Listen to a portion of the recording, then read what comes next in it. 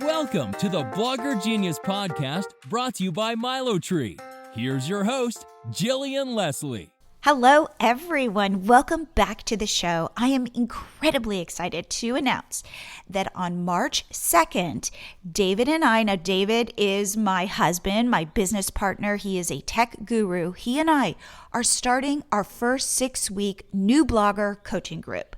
This is for new bloggers who want to turn their blogs into profitable businesses. And we are going to show you exactly how to do that. We've built businesses. We know how. We understand the technology plus the ins and outs. So for 6 weeks, there will be every week a teaching session, a live Q&A session. Everything will be recorded so you don't have to show up live. There'll be a private Facebook group where David and I will be very active. We want to answer all your questions. We want to get to know you. We want to understand your businesses. We want you to leave with an actionable roadmap of what you need to do to start making money as an online entrepreneur. So please head to milotree.com/group.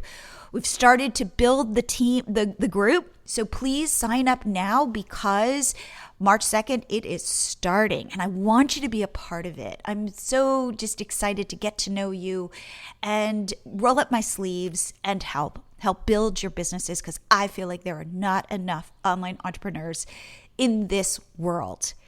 For today's episode, I am celebrating my 100th-ish episode with my friend and MiloTree community manager, Paula Rollo. Yes, I've hit over 100 episodes, and I thought it would make sense to take stock of what this podcast means to me and why I find it so valuable. So without further ado, I hope you enjoy my 100th-ish episode. And please sign up also for our coaching group because as you can tell, I'm incredibly excited. Okay, without further ado, here is the episode where I get a little self-reflective. Paula, welcome back to the show. Thank you for having me back. So you have not been here in a while, so I'm very excited to be talking to you. And I have to just give a history of how this episode concept came about. You recognized that I was getting close to my 100th episode. Yes, which is so huge. I know. I still remember talking to you before you started episode 1. So I know. And you were, of course, one of my first guests back when I first started. But you said to me, okay, well, what are you going to do for your 100th episode? And I hadn't even given it any thought. And then when I started to figure out what my 100th episode was going to be, it was a rebroadcast of one of my most popular episodes from the year because it was over the holidays. But we thought, well, let's do something special for a 100th-ish episode.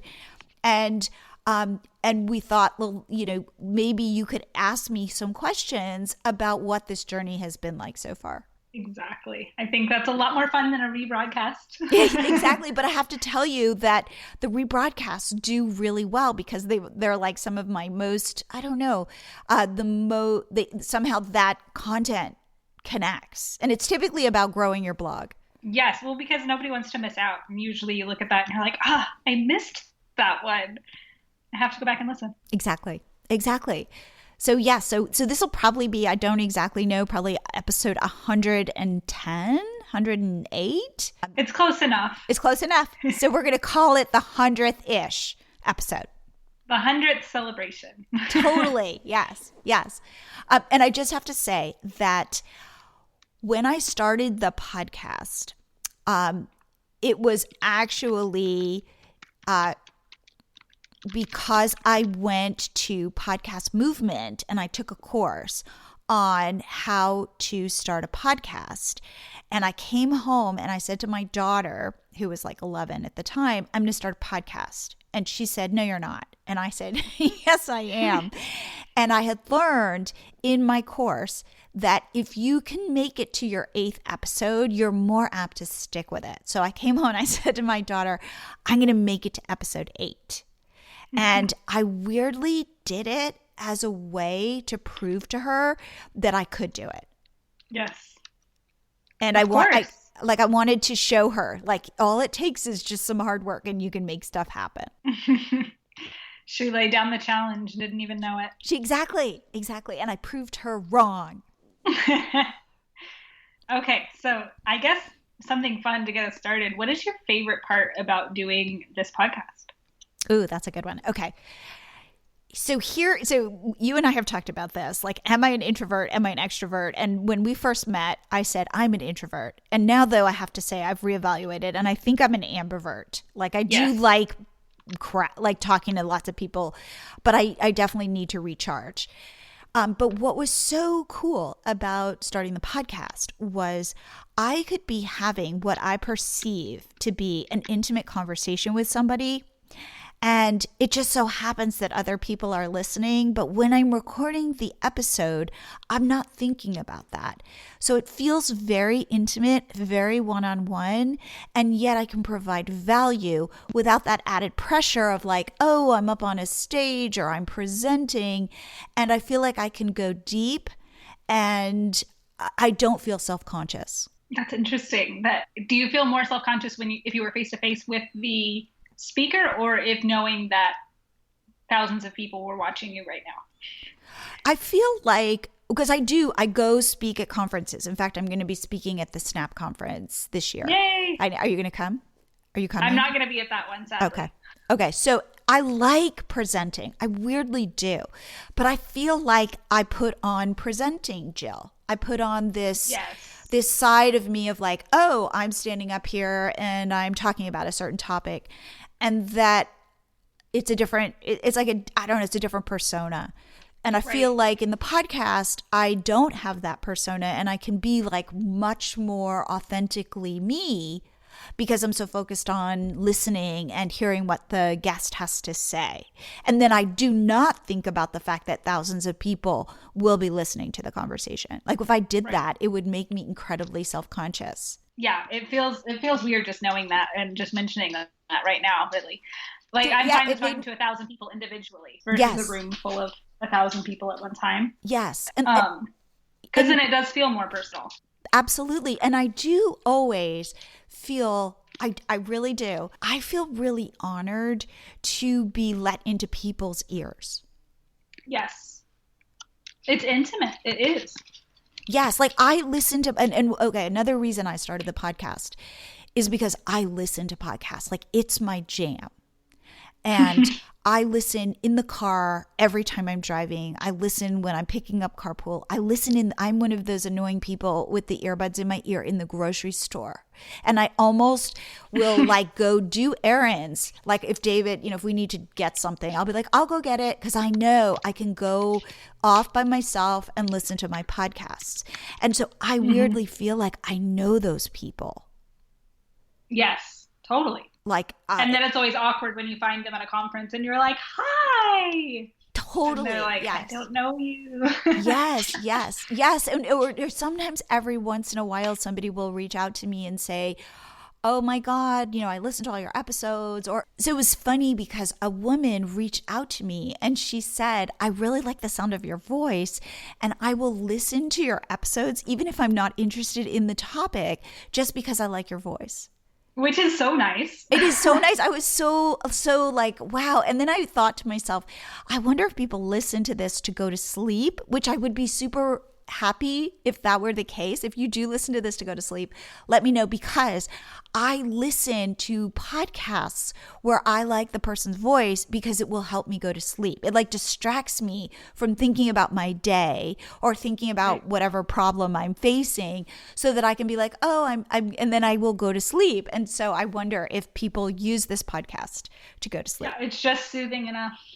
Yeah. So anyway, I love that kind of feedback because it's so surprising to me. So what space do you feel like the Blogger Genius podcast is taking up in our industry? Like there's a lot of podcasts that talk about blogging and marketing and things, but the Blogger Genius is really unique. And so I'd love to hear kind of how you view that. I try to get guests on who have different perspectives about building online businesses. And then I try really hard to be really curious. And because I'm here and this person has agreed to show up for an interview with me, I feel like I can ask questions that people might want to know, but they don't have the ability to kind of push a little bit to see if we can get past the platitudes. So for example, when I'm talking to somebody I'm going to interview, what I say is my audience is really sophisticated. Like you can go deep. And I do say my audience wants to hear more than just like, you go girl, or you got this, or it's all mindset. Now, I do believe mindset is a huge part of building a business, but I say if you can give me tactics, if you can give me real takeaways, that is what I want. And if you are willing to share your failures, I want to hear those too. So I feel like there's hopefully a realness to what I'm trying to do. I don't want it to be about me. And I really do want it to be about my guest and about me learning along with the audience. I think your focus on asking speakers or podcast guests to share their failures has really been interesting over the last 100 episodes because, you know, we talk about learning from failure all the time, but it's always helpful to like kind of not just listen to a podcast where you're like, and everything went perfectly for me. And then 10 minutes later, I was a millionaire. Absolutely. Hearing those struggles and hearing what was learned has been just fascinating. Yeah. And I want to debunk a lot of those myths. Like, yeah, I just showed up and boom, everybody bought my product. And you're right, I'm a millionaire now. And then I'm going to teach you how to do that. I always want to talk about my struggles. The fact that I was just doing a coaching call this morning and my coaching client was saying to me like, she was making like excuses of like, I tried to do all these things and I didn't get them done. And I said, stop, I struggle with that every day. And while I do certain things on a schedule, a lot of it is flying by the seat of my pants and just wanting to kind of break it down for her that she's not alone in this. And all those feelings of self-doubt or loneliness or uncertainty or, like as I was sharing, trying to listen to calming podcasts before I go to bed because I can be up in my head and I can be worried. And that is one of the downsides of having your own business is you can worry a lot about it. Anyway, I really try to share that. And not make it all about so-and-so was just an overnight success. And you could be too. Some people were after 10 years of hard work. And that's, I think, what you highlight. Yeah. So I want it to be real and I want to show all facets of it. Now, for me, like this is the perfect job in its imperfection, in its anxiety, in its frustration, in all of that stuff. I feel like it offers me creativity. It challenges me. It enables me to work with David. It enables me to be home. So it has so many benefits, but I'm very honest about the struggles and the difficulty. Yes. Imagine growing your Instagram followers with no work. Highly engaged followers. Now imagine it with Pinterest, Facebook, YouTube. How about new email subscribers? Seriously, no work. This is all possible if you install the MiloTree pop-up on your blog. David, my husband, and I started our blog, Catch My Party, in 2009. We've since grown it into the largest party ideas site on the web with millions of page views per month. We did it with hard work and our secret weapon, our MiloTree pop-up, which David built for us. We've grown our Pinterest followers to over 1.3 million and our Instagram followers to over 164,000. And Right now, 8,000 other bloggers just like you are using MiloTree to grow their businesses. With MiloTree, you can focus on growing one platform or switch between several. But here is the important thing. If you aren't converting your visitors into followers, subscribers, and customers, you're honestly wasting your own traffic. Make this asset, your visitors, work for you. Since we're bloggers, we get bloggers. So we've optimized MiloTree like crazy. It's a snap to install. It won't slow your site down. It's Google friendly on mobile, and it's so darn cute.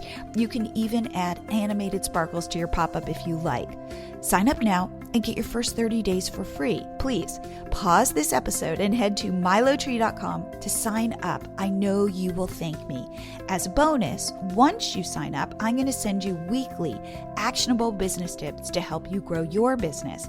I've been at this a long time and I have a lot to share. Remember, your scarcest resource is not money, it's time. So let MiloTree free up time for you so you can focus on the other important parts of your business. So what are you waiting for? Hit pause, head to MiloTree, and sign up today. So we've talked a little bit about, the past 100 episodes, and I'm dying to know what's coming up in the next 100 episodes of Blogger Genius. That is a good question. So again, part of it is I'm flying by the seat of my pants. So I'm always looking for interesting guests. In fact, if any of you have guests that you think I need to interview, please reach out to me at Jillian@milotree.com because I'd love to hear who you want to hear from. What I would say is, one, I want to find people who are building businesses in unique ways. I think that, like Paula, when we started and we were bloggers, it was a very specific way that you thought about your business. You're a blogger, and the way you monetized your business was you put ads on your site and you worked with brands, and maybe you did some affiliate sales, and kind of that was it. And what I have found is that that's just the tip of the iceberg. And if you are a blogger and you think that's the way to monetization, I would say, maybe there are ways to be more creative about it. Maybe there are ways to think beyond that. And so I want to interview people who are stumbling into different solutions. So those are the kinds of guests that I am most interested in talking to, where I go, I hadn't thought about that. And because our businesses are so, I guess, open-ended or so, you can go anywhere with them. I want to find those interesting paths because maybe that could work for you. So that is one thing. The other thing that we have noticed, or I have noticed, especially from people who have reached out to me, is a lot of people are, I think of my audience in a variety of ways. There are those people who are bloggers, who are in it, who've been doing this for a while. And for those people, again, I want to introduce new ideas, new ways to make money, new ways to think about social media or email or those kinds of things, takeaways for those people. And in fact, that's why, as I told you, I tell my guests, my audience is sophisticated. You don't have to dumb it down for them. However, there is also a cohort who are listening, who are wanting to start businesses. And one thing that David and I have recognized is starting even just a WordPress blog today is challenging. You will spend a tremendous amount of time on Google trying to understand what that even means. So for those people, what I realized is we want to help those people get off the ground. And that's why, for example, we just rolled out this program called MiloTree Blog Start, milotree.com/blog start, where we will help get your WordPress blog set up and we will optimize it. I was telling you this offline before I pressed record, that there are all these sniggly details that new bloggers wouldn't even know. One, for example, is that WordPress will default to making your blog URLs, which is like your web, your address for an episode, for a post. It will automatically put the date into that URL, and you don't want to have dates in your URL. And we know that. So if we set up your WordPress blog, we will make sure that there are no dates in your URLs. I can't tell you how many, I mean, you know this, how many bloggers go, oh my God, I'm 3 years in and I have all these dates in my URLs. And the problem with that is Google sees that content as old because it's got a date in it. And you want your content to be showing up in Google. And that is a very expensive and technically challenging thing to change once you've started blogging.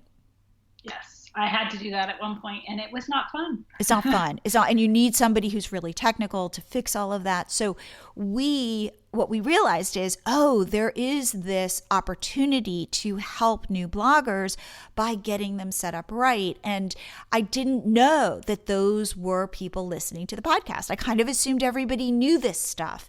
And it's been humbling because, again, as I was telling you, Paula, back when we started, it was simpler and things have just gotten more complicated.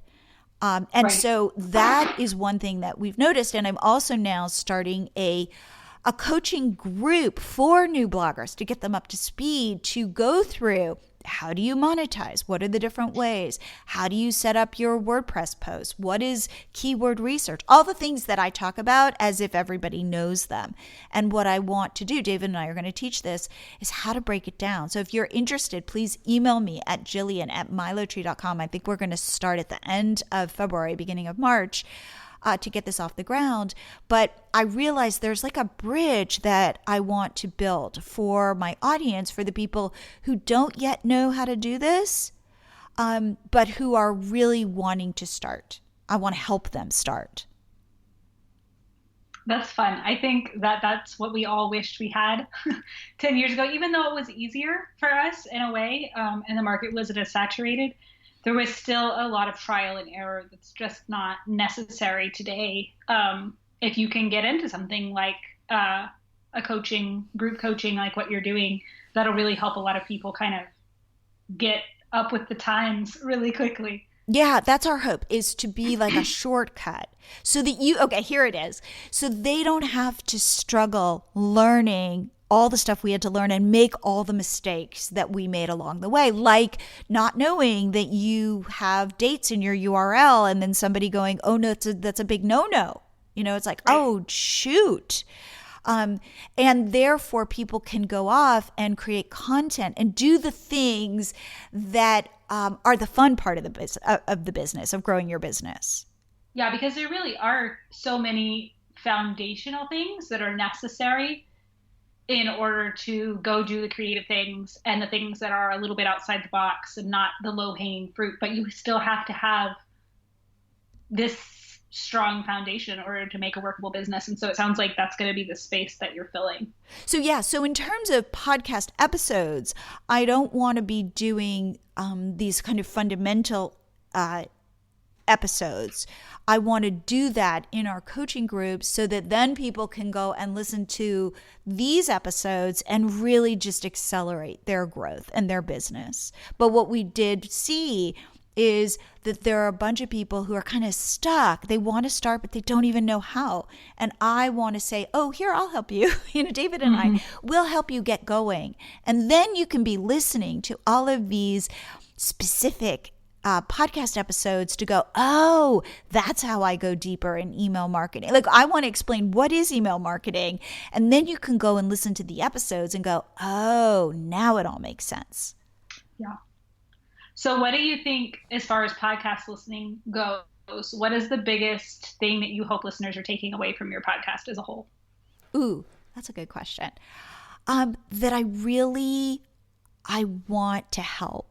And I want people to learn. And I want you to know that I'm in there learning along with you. Yes, I've had more experience, or, we've been able to grow different businesses, but there's that feeling that we're all students. And don't you believe this? I'm putting words in your mouth, because now how are you going to say, no, I don't believe this, Jill? But just the idea that in order to be successful on the internet, you have to be a continual student. You have to put on the hat of, I don't know how to do this, and I'm going to figure it out. I think 100% you do. Everything's changing so quickly. We just have to learn to keep up. And I want to say there's a selfish piece to the podcast so that I can go reach out to somebody and go, I've got this podcast. Will you come on? And then can I learn from you? Can I pick your brain? Last night, I went to an event here in Austin for Product Hunt, which is like a place where you can launch different products. And there was a panel there of people who have started. By the way, like I will tell you what I learned. What David and I are is we are considered indie makers. So the people who like create apps like MiloTree, I never knew what to call us. Are we entrepreneurs, whatever? We are indie makers. So all of you guys, you're indie makers. But anyway, that was like the cool bro kind of startup-y term for it. Anyway, listening to these people, I thought they were really interesting. And having a podcast, I can go up to them and go, hey, I have a podcast. Would you come on my podcast? Whereas before that, I would just be able to like ask 2 questions and then seem really rude or like I was prying or I was trying to take up all of their time. But if I can get them on my show, then they're willing to share. So there is definitely a component of this, which is it gives me an entree to learn like what are the current trends? Because as you say, everything is changing so quickly. That's neat. It's almost like an hour coaching with whoever it might be. And then we all get to benefit from that, which makes it really, really fun. Absolutely. So I think that has always been my goal, which is, can I teach without being teachery? Can I help more than teach? Can I help? And can I get you on the right path? And because I am always in this constant dance of trying to touch myself with kindness, which is not always easy, can I help you do that too? Because again, I do think mindset and I do think compassion is a really big component to growing a business, and especially to be in and day out and face yourself and face your own struggles. I think there is no better way to work on yourself and your own issues than being an entrepreneur. I love that. Okay, so to close us out, can you just, looking back over the last 100, looking forward to another wonderful 100, can you just like give a personal message to all of the listeners out there who are really trying to build something amazing right now? And maybe they're having a great day, maybe they're having an off day, but I know that you have so much encouragement and almost pixie dust to share with people. And so I'd love to just hear a message from you for all of your listeners. Totally. Okay. First, I would say, please join my Facebook group because I'm in there all the time. And if you want that daily interaction, I really try to be in there present, cheering people on. So it is my Facebook group is the MiloTree Mastermind group, and I would love more people to join because it's such a really wonderful community of supportive entrepreneurs. And I guess to close with some thoughts, I would say that it is a dance. And there are days where you will show up and you will kick butt and you will feel so good about yourself. And there will be other days where you will be so low and you will think, what am I doing? And who am I to really think I can do this? And I should quit right now. And I would say it's probably when you are great, it's probably not as great as you think. And when it is bad, it's probably not as bad as you think. And the goal is to have that ability to say, like I'm feeling all these feelings, but is there a way for me to also have perspective and to know that tomorrow is another day and that I can continue to fight the fight or be on the journey or be connecting with my visitors or my customers or whomever, and that I am making a difference, whether it be for myself, whether it be for my family, whether it be for my visitors and my customers, all of that stuff matters. So to stay in it. And if you are having a bad day, please, again, reach out to me because I will hopefully be able to shine the light for you and show you the path ahead. Yes, I love it. All right, awesome. Congratulations on 100 episodes, Jill. And we will do this for 200. Yes. Awesome. Well, thank you again, Paula, for being on the show. Thank you for having me. I hope this episode conveyed how meaningful this podcast is to me and how much I value and appreciate you showing up and listening. So thank you. And for you new bloggers, please head to milotree.com/group and join our new blogger group that is starting March 2nd. We are offering a 100% money back guarantee. So if you're not happy at all, you will get your money back. But we believe so strongly in what we are teaching and how we will help you turn your blog into a profitable business. So go check it out, milotree.com/group. If you have any questions about it, please reach out to me at jillian@milotree.com. And if you want to get on a phone call to talk about whether how I think about this and whether it's right for you, again, reach out. I'd love to do it. And I will see you all here again next week.